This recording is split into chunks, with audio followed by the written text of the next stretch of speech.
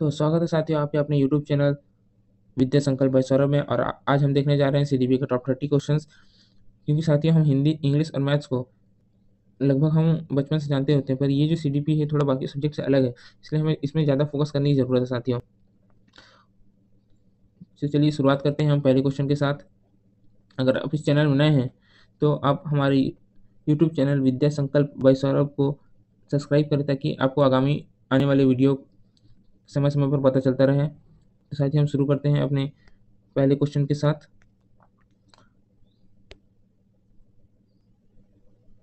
इनमें से कौन सा कारक शैक्षिक पिछड़ेपन का कारण नहीं होता है? बताएं साथियों। तो इसका आंसर हो जाएगा सी। इसका आंसर हो जाएगा सी, परिवार का व्यवसाय। क्यों परिवार का व्यवसाय? परिवार के व्यवसाय का प्रभाव बालक की शैक्षिक स्थिति पर नहीं पड़ता है, जबकि परिवार की गरीब सामाजिक आर्थिक स्थिति, विद्यालय का खराब शैक्षिक वातावरण तथा परिवार के खराब भावनात्मक वातावरण की सीधा प्रभाव बालक की शैक्षिक उपलब्धियों पर पड़ता है साथियों। उम्मीद है साथियों को समझ आ गया होगा। सेकंड क्वेश्चन की ओर चलते हैं। वह बालक जो अपनी कालानुक्रमिक आयु के बालकों की तुलना में शैक्षिक कमी को दर्शाता है, उसे क्या कहते हैं?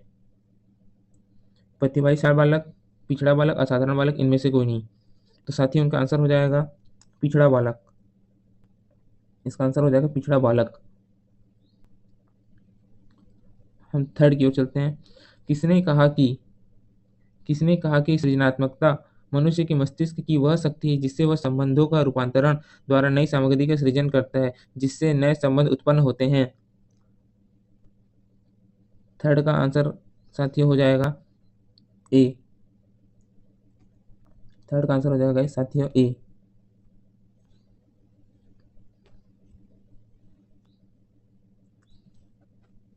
इस P M N effectual question, इसे बताने लायक कुछ है नहीं साथियों। चौथा क्वेश्चन है, आईपीसी का अर्थ क्या है? Indian postal code, Indian penal code, Indian public code, इनमें से कोई नहीं। साथियों इसका आंसर हो जाएगा बी। इसका आंसर हो जाएगा साथियों B, Indian penal code. IPC का अर्थ है इंडियन पेनल कोड। इसका हिंदी का अर्थ है भारतीय दंड संहिता। याद रखेंगे साथियों, भारतीय दंड संहिता। पांचवें क्वेश्चन को चलते हैं। वह स्मरण शक्ति जिसके द्वारा याद की गई सामग्री को बिना किसी जोड़े तोड़े के ठीक उसी रूप में पुनः पेश किया जा सके, उसे क्या कहते हैं? पूरी स्मरण शक्ति, रटने की स्मरण शक्ति, श्रेष्ठ स्मरण शक्ति, ये सभी। तो साथियों इसका आंसर हो जाएगा बी, रटने की स्मरण शक्ति। साथियों इसका आंसर हो जाएगा रटने की स्मरण शक्ति। रटने की स्मरण शक्ति क्यों होगा? ऐसी स्मरण शक्ति जिसके द्वारा कोई बालक याद की गई सामग्री को बिना किसी जोड़ तोड़ के ठीक ज्यों के त्यों प्रस्तुत कर देते हैं, वह स्मरण शक्ति उसे रटने की स्मरण शक्ति कहलाती है। आई होप गाइस आपको समझ आ गया होगा। हम छठवीं की ओर चलते हैं। अब्राहम मास्लो कौन थे? साथियों बताएंगे अब्राहम मास्लो कौन थे? इसका आंसर हो जाएगा मानवतावादी। इसका आंसर साथियों हो जाएगा अब्राहम मास्लो कौन थे? मानवतावादी। जो अब्राहम मास्लो एक मानवतावादी शिक्षण शास्त्री थे, उन्होंने व्यवहारवादियों, मनोविश्लेषणवादियों इस विचार का खंडन किया है साथियों। सातवीं की ओर चलेंगे हम। इनमें से कौन व्यवहारवादी नहीं है? इनमें से कौन व्यवहारवादी नहीं है? इसका आंसर हो जाएगा डी, लेविन। जो लेविन है साथियों, लेविन, वो व्यवहारवादी नहीं है। कर्ट, उनको पूरा नाम है कर्ट लेविन। कर्ट लेविन को छोड़कर अन्य सभी मनोज वैज्ञानिक थे वो व्यवहारवादी थे। ये जो ए और बी और सी जो है, वाटसन, स्किनर, पावलोव, ये सभी क्या थे? व्यवहारवादी थे। आठवें क्वेश्चन को चलेंगे साथियों। जिंदगी की शुरुआत में बच्चा किसके द्वारा निर्देशित होता है? परिपक्वता, सहज ज्ञान, अधिगम, इनमें से कोई नहीं। इसका आंसर हो जाएगा साथियों सहज ज्ञान। सहज ज्ञान। जीवन के शुरुआती दिनों में बालक सहज ज्ञान माध्यम से निर्देशित होता है।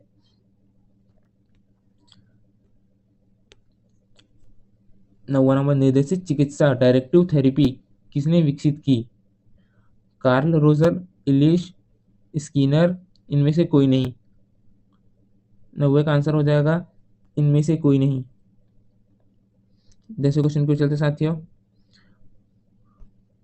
मनोविश्लेषणात्मक परामर्श उपागम किसने शुरू किया? एडलर, एडलर ने, जंग ने, इनमें से कोई नहीं, फ्रायड ने। 10वें का सॉरी साथियों, ये ऑप्शन ऊपर नीचे हो गए हैं। ए आना था, फिर बी है, फिर सी और फिर डी आना था। तो 10वें का आंसर हो जाएगा सी, फ्रायड ने। 10वें का आंसर हो जाएगा सी, फ्रायड ने। 11वें क्वेश्चन की ओर चलते हैं साथियों। मनुष्य की सामान्य चाहतों व इच्छाओं को क्या कहा जाता है? अभिप्रेरक, अंतर्नाद, आवश्यकता, इनमें से कोई नहीं। तो 11वें का आंसर हो जाएगा साथियों बी। 11वां का हो जाएगा बी। यहाँ भी सर साथियों ऑप्शन ऊपर नीचे हो गए। आवश्यकता, आवश्यकता 11वां। मनुष्य की सामान्य चाहतों व इच्छाओं को उसकी आवश्यकता कहा जाता है। हम 12वें क्वेश्चन पर चलते हैं। मास्लो के पदानुक्रम के अंतिम चरण को क्या कहा जाता है? सम्मान की जरूरत, सुरक्षा की जरूरत, शारीरिक जरूरत, आत्मबोध। इसका आंसर है साथियों बी, सुरक्षा की जरूरत। इसका आंसर है सुरक्षा की जरूरत। मास्लो ने अपने अभिप्रेरणा सिद्धांत की आवश्यकता को वर्गीकृत कर उन्हें एक उत्तर क्रम दिए है जो निम्नलिखित है। शारीरिक आवश्यकता है, सुरक्षा की आवश्यकता है, संबंधता की आवश्यकता है, सम्मान की आवश्यकता है और है आत्मबोध, आत्मसिद्धि की आवश्यकता है। साथियों उम्मीद है समझ आ गया होगा। हम 13वें क्वेश्चन की ओर चलते हैं। वह प्रक्रिया जिसमें व्यक्ति उसके स्वयं के प्रयासों द्वारा अपनी क्षमता को पहचानता है, वह उनको विकसित करता है ताकि वह वातावरण में समायोजित हो सके। मार्गदर्शन, परामर्श, अभिप्रेरणा, इनमें से कोई नहीं। साथियों इसका आंसर हो जाएगा मार्गदर्शन। इसका आंसर हो जाएगा साथियों मार्गदर्शन, मार्गदर्शन। हम चौथे क्वेश्चन की हो जाते हैं।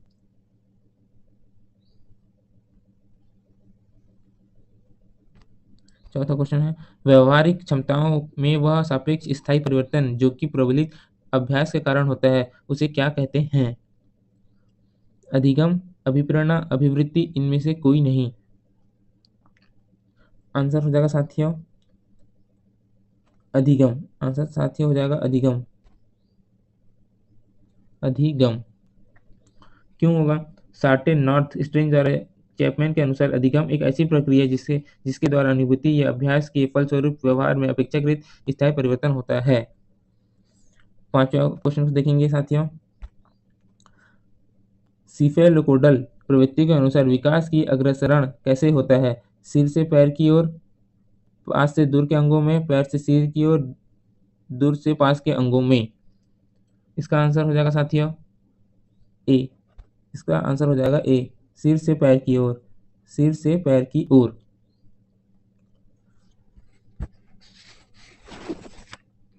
सिकल फोल्ड प्रवृत्ति के अनुसार विकास का अग्रसर सिर से पैर की ओर होता है साथियों। अब हम 16वां क्वेश्चन देखेंगे।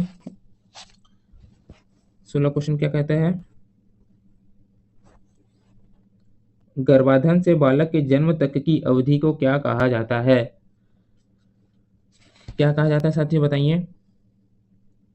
किशोरावस्था, बचपन, प्रसव पूर्व काल, वयस्कता।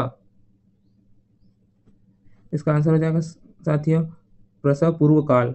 इसका आंसर हो जाएगा प्रसव पूर्व काल।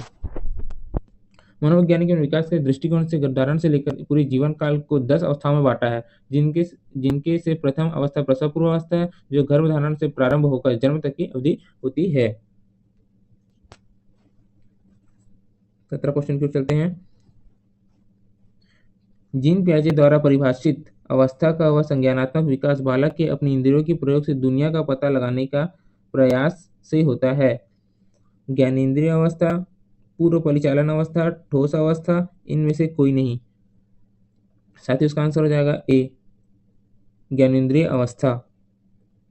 हम 18 क्वेश्चन को चलते हैं। रोर्सा इंक ब्लॉट टेस्ट जो एक व्यक्तित्व मूल्यांकन की विधि है, किसने निर्मित किया है? एसेंक ने, अलापोर्ट, हरमन रोसो, जीन पियाजे। साथ ही उसका आंसर हो जाएगा सी, हरमन रोसो, हरमन रोर्सा। 19 की ओर चलते हैं। बहुकारक बुद्धि के प्रतिपादक कौन थे? जीन पियाजे, बीने, हावर्ड गार्डनर, इनमें से कोई नहीं। उम्मीद है साथियों आपको इसका आंसर पता होगा। जीन पियाजे, बीने, हावर्ड गार्डनर, इनमें से कोई नहीं। इसका साथियों आंसर हो जाएगा सी, हावर्ड गार्डनर, हावर्ड गार्डनर। वह 20वां क्वेश्चन है, वह मनोवैज्ञानिक जिसने कहा कि बुद्धि वह क्षमता है जो अपने वातावरण में समायोजित सिखाती है, किसने कहा था? जीन पियाजे ने। किसने कहा था साथियों? जीन पियाजे ने, थॉर्नडाइक ने, टरमन ने, बिने ने। इसका आंसर है साथियों ए, जीन पियाजे ने कहा था। जीन पियाजे ने कहा था। हम 20वें क्वेश्चन की ओर जाएंगे। थॉर्नडाइक के सिद्धांत निम्न में से कौन सी श्रेणी में आता है? व्यवहारात्मक सिद्धांत, संज्ञानात्मक सिद्धांत, मनोविश्लेषणात्मक सिद्धांत, इनमें से कोई नहीं। तो साथियों इसका आंसर हो जाएगा व्यवहारात्मक सिद्धांत। व्यवहारात्मक सिद्धांत। 22 क्वेश्चन को चलते हैं। भाषा का वह घटक जो ध्वनि के अनुक्रम संचालक एवं उसकी संरचना के संबंधित नियम की चर्चा करता है, उसे क्या कहते हैं? अर्थ विज्ञान, व्याकरण, स्वर विज्ञान, इनमें से कोई नहीं। तो साथियों इसका आंसर हो जाएगा सर्व विज्ञान। इसका आंसर हो जाएगा साथियों सर्व विज्ञान।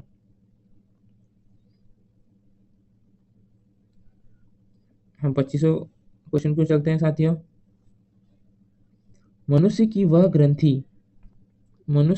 ग्रंथि जो पिट्यूटरी ग्रंथि को नियंत्रित करती है तथा शरीर के सामान्य व सादृश्य वृद्धि को भी नियंत्रित करती है। ऑप्शन है यौन ग्रंथि, थायराइड ग्रंथि, मूत्र ग्रंथि, इनमें से कोई नहीं। तो साथियों इसका आंसर हो जाएगा इनमें से कोई नहीं, क्योंकि पिट्यूटरी ग्रंथि को नियंत्रित करती है वह ग्रंथि क्या कहलाती है? HYPO, हाइपोथैलेमस, THAMALUS, हाइपोथैलेमस कहलाती है। उम्मीद है साथियों को समझ आ गया होगा। इनमें से कौन सी विशेषता भावनात्मक विकास से जुड़ी हुई नहीं है? भावना शारीरिक परिवर्तन से जुड़ी हुई है। भावना जन्म के तुरंत बाद आ जाती है। भावना का तीव्र रूप बचपन में देखा जाता है। भावना शारीरिक विकास से जुड़ी हुई नहीं है। तो इसका आंसर साथियों इसका आंसर हो जाएगा डी, भावना शारीरिक विकास से जुड़ी हुई नहीं है। 25 क्वेश्चन को देखते हैं साथियों। शिशु का सामाजिक विकास किसके ऊपर निर्भर करता है? दूसरे से बातचीत करने के अवसर पर, बच्चों को दिखाए गए व्यवहार व स्नेह पर, वह सीमा जहां तक बालकों दूसरों का ध्यान आकर्षित करने में सक्षम हो, तथा उपरोक्त सभी। तो इसका आंसर हो जाएगा साथियों डी, उपरोक्त सभी। उपरोक्त सभी। बच्चों का सामाजिक विकास से तात्पर्य उनके द्वारा समाज में नियमों का अनुकूल व्यवहार करने की क्षमता के विकास से है, जो दूसरों से बातचीत करने के अवसर, उन पर दिखाया गया प्यार व स्नेह तथा उनके ध्यानाकर्षण करने की अक्षमता आदि निर्भर करता है। अब हम देखेंगे 26वां क्वेश्चन। बुद्धि के एकल कारक साथियों बुद्धि के एकल कारक के सिद्धांत किसने दिया था? थॉर्नडाइक ने, पावलोव ने, अल्फ्रेड बिने ने, फ्रीमैन ने। तो इसका आंसर साथियों बताइए। इसका आंसर हो जाएगा सी, अल्फ्रेड बिने। इसका आंसर हो जाएगा अल्फ्रेड बिने। बुद्धि के एकल सिद्धांत का प्रतिपादन अल्फ्रेड बिने द्वारा किया गया था। उनका विचार था कि बुद्धि केवल एक खंडनात्मक होती है जिसकी मात्रा अलग अलग मनुष्य में भिन्न भिन्न होती है।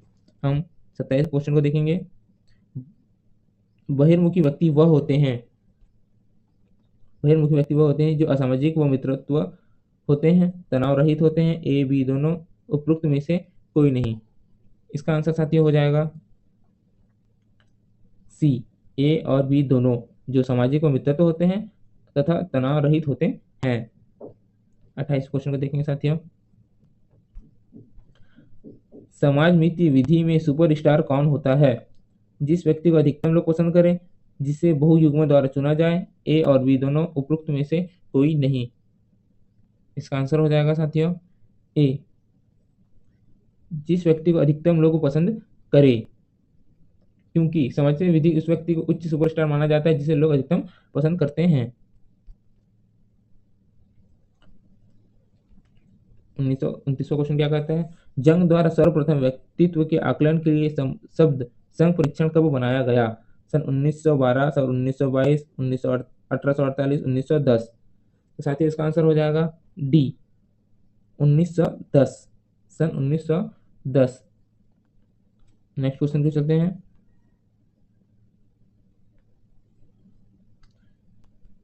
व्यक्ति में वे विभिन्नताएं जिससे वह कद, वजन, त्वचा का रंग, आंखों व बालों का रंग पैर आदि से दूसरे से अलग होते हैं। भावनात्मक भेद, शारीरिक भेद, मानसिक भेद, इनमें से कोई नहीं। साथियों, इसका आंसर क्या हो जाएगा? बी। इसका आंसर हो जाएगा बी। व्यक्ति की वह भिन्नताएं जो उसे कद, वजन, त्वचा के रंग आदि दूसरे से करती है, वो क्या है? शारीरिक भिन्नताएं कहलाती है। साथियों, उम्मीद है आपको ये सेशन बहुत अच्छा लगा होगा। अगर आपको ये अच्छा लगा है तो आप हमारे चैनल को सब्सक्राइब कर सकते हैं तथा ये जो बेल आइकन है इसको दबाना बिल्कुल ना भूलें, जिससे आपको हमारे आगामी वीडियो को पता चलते रहे। अगर ये अच्छा लगा हो तो आप हमें लाइक कर सकते हैं, और साथ ही जो हमारा चैनल है विद्या संकल्प बसरब, इसको सब्सक्राइब करना बिल्कुल ना भूलें, ताकि वीडियो आपको पल पल में मिलते रहें और सीजी टेट की तैयारी आपकी बहुत अच्छे से होती रहे। तो साथियों, नमस्कार।